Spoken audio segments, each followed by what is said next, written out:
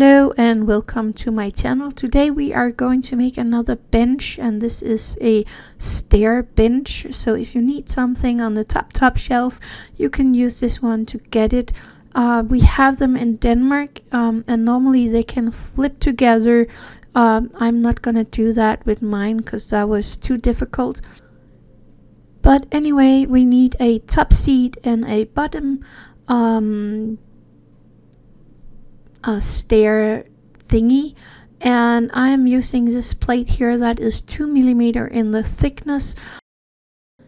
So the top seat is 3.2 long and 2.5 in the width, and the stair seat, or the seat for the stairs, or the stair, or what you call that, is 2.8 times 1.5 centimeters. And I'm going to cut that out carefully with my X-Acto knife. And here I have the first seat, that is the big one, and now I am going to make the small one just like this one. Actually, we are going to make a handle cut out in around the middle of this seat. We did that on the small bench that we made some time ago. I took my Dremel and drilled a hole in each end of the handle here, and then I used my X-Acto knife to cut in between the two holes to get it open. You can see that in my video for the bench. Now I'm using my easy cutter on 105 degree, and I am using a ton of these stir sticks for the legs. So I cut one end of this stick here in the angle, and now I'm measuring from one end of the angle to 3.8 centimeters, and I'm making a mark here. I'm placing that in my easy cutter, and I'm making sure that I have the mark right under where the blade is going to go, and then I'm cutting. And I do this 4 times. Then we need 2 of these pieces that goes in between the legs, and I cut it on the easy cutter, and I'm marking 1 centimeter on the smaller edge of this one. Then I flipped my easy cutter so I had the 105 degrees the other way around, and then I cut, making sure that I hit the mark that I made with my pencil, and then I have 2 of these ones. Now I'm going to glue them together like this, both of them, so that I have 2 pieces in this shape here. I'm using my small anvil, and I am using some tacky glue, and I'm putting the glue where these connections are, and I am pushing these pieces all the way up to touch this little anvil. This way I know it is 100% straight, and I'm doing this with both of my legs. We need some support for the legs, so I cut my stir stick again in the 105 degrees, and I am measuring from the lower point of that cut 2.2 centimeter along. Then I'm turning the cut angle here again 105, just the opposite way of what it was to start with, so that I'm making sure that the cut is going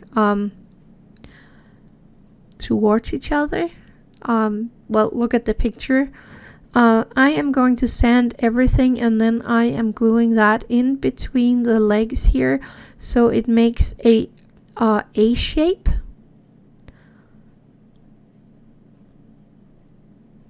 Just like this here, and I'm doing that on both of these pieces.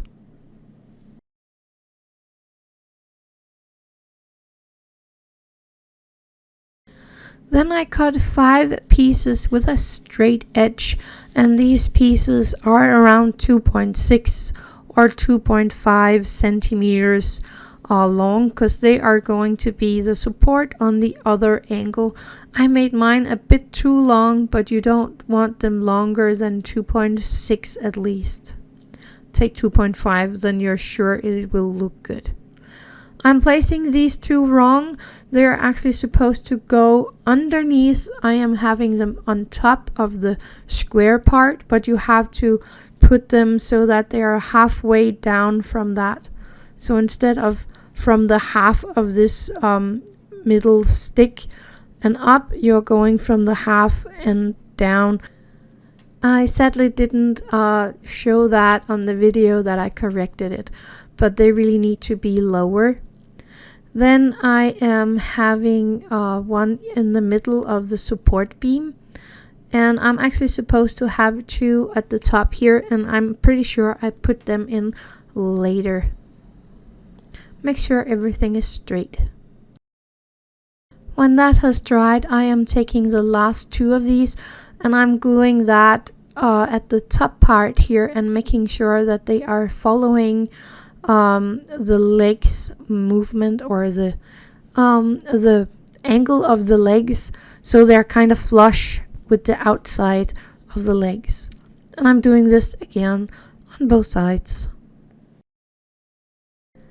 When that has dried for a bit, I am gluing in the top plate. That is the one with the hole in, and I'm just making sure everything is straight here. This won't glue as I want it to, but I'm just popping on my glue here, and then I am placing the seat on top.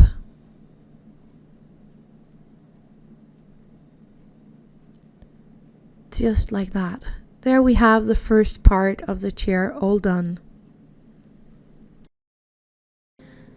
Now we're going to work on the step, and I did it actually wrong right here, because you need to have one of these stir stick lying the other way on top of the one in the chair here, and I needed to measure that one as well, so my legs here got a little too small, and I was wondering what happened, and I figured that out later. But for now I'm going with it, and I will change it later.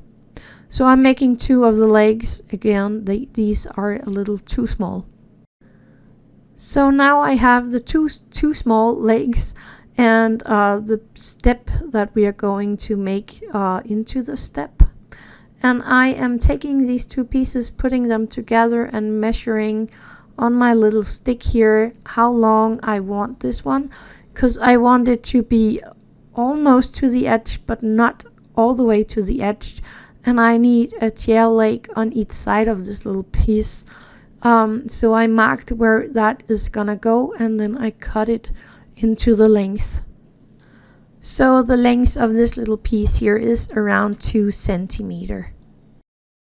So I am starting with gluing the legs on. Actually, you should use the longer piece first, but I glued the leg on first, and then I am going to glue on this a longer piece, and I'm placing it here so that it is butting up against the leg and is flush with the side of the leg, just like that.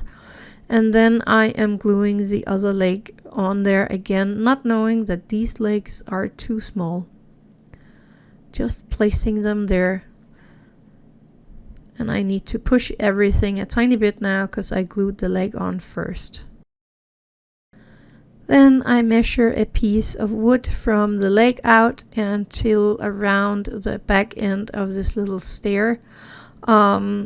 And I'm cutting 2 of these, and I am also cutting one more piece in 2 centimeters, and I'm sanding everything.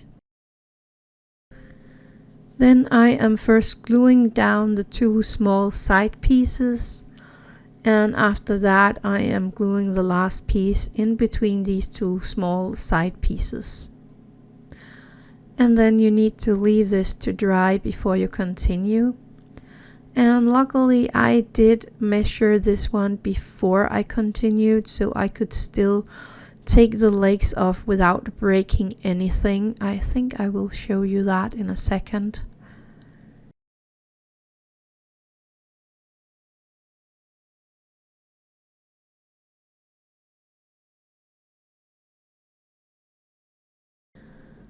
And because I didn't wait and I wanted to glue everything together right away, I am actually making ready here to glue this little thing on. So I am gluing on the back end of this little chair, this piece here where we don't have the legs, and that is supposed to be glued to the support on the chair, but I made my legs too short, so there was something wrong, and I was like, is I'm on the wrong side of this? And it's still wrong. What did I do wrong? And then all of a sudden it clicked for me, my legs are too small. So I made my legs so it hit that little support piece on the leg. I forgot that there is that support piece on the chair. So I marked the leg's length, and then I am placing this piece on top so that I can see how tall it needs to be, and then I am cutting it into the right length. You need to measure this on your chair yourself, because that length can vary after how high up you put that support beam. So the length of the legs is up to you. So now I am finally going to glue these legs on here that have the right length. And I can finally test and glue this together. Actually, I glued it together right away, and this time it was fitting perfectly, so that this little stair is standing on the ground. And now you need to make sure everything is dried correctly before you continue. I am using this crackle medium from Vallejo, and it's translucent, as you can see, and it's kind of thick and then not again thick. I am making sure that I get into every nooks and crannies, all nooks and, oh dear, all the small rooms and everywhere. I'm painting everything in this one.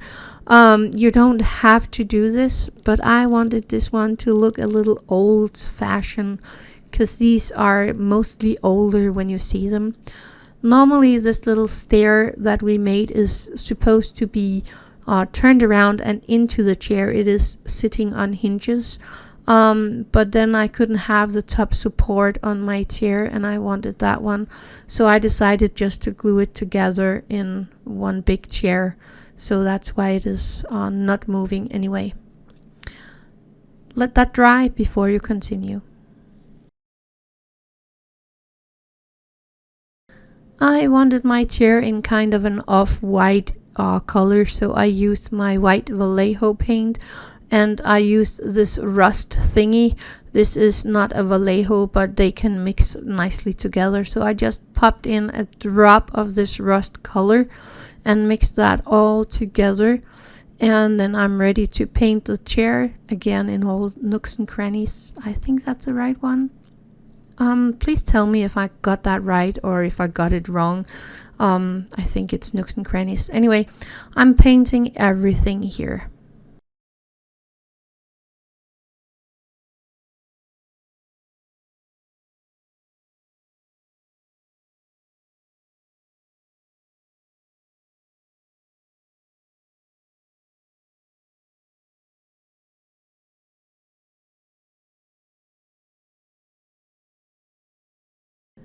After painting the little chair here, I did let it sit for a few minutes to see what happened, and I was not totally happy with the crackling, so I sprayed some water on there to reactivate the crackle medium and get a few more crackles in there. So I'm just spraying it, and now I'm just letting it stand and waiting for the crackles. The crackling is very tiny, but it's there, and it looks really, really good when you think it is a 1 to 12 furniture. You don't want them bigger than this. So that's all there is for this little one. I made a few of these. I had fun. I hope you will too. So happy crafting.